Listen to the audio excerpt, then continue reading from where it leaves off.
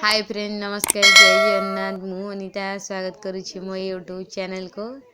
तो आज आम देसी चिकेन पकोड़ा बनैबा आउ होची देसी चिकेन आम धनिया पकईकी आज बनैबा। तो आमर धनिया बटा देकी बहुत बढ़िया लगे। धनिया बटा आ गोलमरिच देकी आज आम बनैबा। आ सब मसला नियाई कि स्पेशली आम धनिया पत्र बटा आउ आमर गोलमरिच बटा नुहे गुंड। तो प्रथम आम आलू भाजी नेबा। देखिले तो आपण माने मु सब मसला नहीं। तो प्रथम आम सोरिष तेल देबा। सोरिष तेल भल भाव गरम हो सारा पर आम जस्ट टिके चीनी नेबा। तो चीनी टिके लाल पड़ सारा पर आम पियाज को पकई देबा। तो पियाज को पकईकी आम मिनिमम 2-3 मिनट भल भाव खेल नेबा मीडियम आंच रे।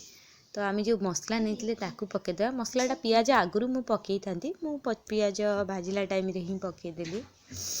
तो ताकू भल भाव आम एमती खेल नेबा। तो आम जो पियाज देखो आमर भल भाव हो आम जो मसला नहीं अदा धनिया बटा आम रसुण बटा ताकू पकईदेवा पेस्ट को मिनिमम 2 मिनट खेलदेवा मीडियम आंच रे। तो रसुण कंचा स्मेल जाई सारा परे आमे सेतिरे आउ सब मसला देवा। तो जस्ट टिके पानी देदेवा मसला तले लगी जाउची।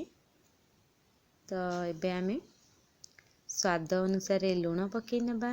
लुण मु 1.5 चमच। तो मांस मु 1 केजी 400 मांस नहीं से हिसाब रे ही मसला नहीं। तो 1.5 चमच लंका पाउडर, हाफ चमच हल्दी पाउडर, चिकेन मसला 1 चमच। तो मेथी पत्र जस्ट टिके तो पकईकी सब मसला को मिनिमम 2-3 मिनट खेल नेमी मीडियम आंच रे। तो मु तो चुली रे रेसिपी बनाऊँगी तो से लगी टिके मसला लगी जाऊँगी। तो टिके बारंबार आम पानी दे दूथबा मसला रे तले मसला लगी खराब हो तरकारीटा आमर मसलाटा पोड़ी हो गले। तो एमती ही भल भाव खेलदेवा। आम टमाटर पकई नेबा। मसला देखो आमर भल भाव तेल छाड़ी जाइए। मिनिमम 10-15 मिनट आप जब मीडियम आंच रे मसला को कषिबे ना तार मसला रे ही कंचा स्मेल पड़ेबो आ मसला आपण मानकर तेल ही छाड़ी जीवो। तो देखंतु टमाटर पकई भल भाव मसला को खेल दूची ताको मिनिमम 1.5 मिनट भाया भल भाव खेल नेबी जेमिति आमर मसला बहुत भल भाव सुंदर सीझीज। तो आर बहुत बढ़िया बास्ना आम जो गोटा मसला पकईले ना तो गोटा मसला ही तरकारी रे पकईले तार तरकारी अलग ही टेस्ट। तो एबे आम चिकेन देदेबा।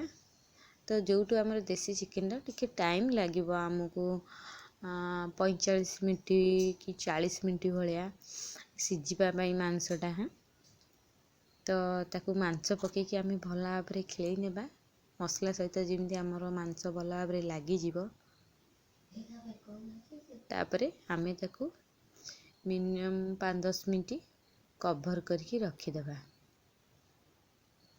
जदि आपण मानक मो वीडियो भल लगे प्लीज लाइक करदेवे। जदि आपण चैनल नुआ था तो प्लीज चैनल को सब्सक्राइब करदेवे। एमती न्यू रेसिपी आपण माने देखि परिबे। तो देखो मु 10 मिनट भाव घोड़े देइथिली। तो एबे आमे आलू पकई नेबा। तो देखो मसला आमर केते सुंदर छाड़ी जाइए तेल मसलू केते बढ़िया बास्ना आमर।